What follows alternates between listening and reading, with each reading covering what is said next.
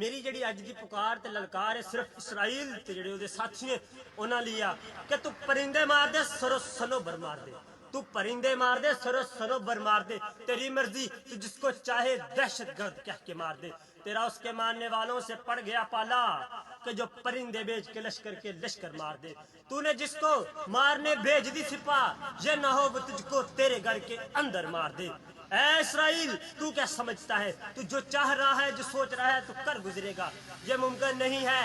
اے اسرائیل، جس کی ابتدا تو نے کر دی ہے، ہم تو برسوں سے حق گوئی کے مجرم ہیں حضور، ہم پہ الزام بڑی دیر کے بعد آیا ہے، ہم تو مدت سے اسی چیز کے طالب تھے، اور یہ جو تو نے اب جنگ چھیڑی ہے، اس کے بارے میں تو میرے نبی نے فرمایا تھا کہ اے مسلمانوں، خراسان سے ایک لشکر چلے گا جو ساری روح زمین پر قابض ہوگا، اور پھر ایک ہی نعرہ ہوگا، لا الہ الا اللہ، لا الہ الا اللہ۔ اے اسرائیل اور اس کے ساتھیوں، تم نے ہمیں اس مقصد میں کامیابی کے لیے ابتدا دی ہے، ہم نکلیں گے، ہم نکلیں گے۔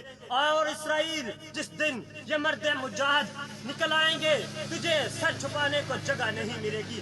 یہ میرے الفاظ یاد رکھنا، یاد رکھنا، تیرے پاپوں کو سرے بازار پھوڑ جاؤں گا، مثل ابراہیم ظلمت کے بتوں کو توڑ جاؤں گا۔ لشکر کریں گے میری دلیری پہ تبصرے، میں مر کے بھی زندگی کی خبر چھوڑ جاؤں گا۔ اے دشمنان اسلام، تو کیا سمجھا تیرا پالا کس سے ہے؟ اب تجھے سمجھ آئے گی کہ تو نے جس قوم کو للکارا ہے وہ تو خود شہادت کی طالب ہے۔ ہمیں شہادت اتنی عزیز ہے جتنی تمہیں زندگی عزیز ہے۔ اب آؤ میدانوں میں فیصلہ میدان کریں گے۔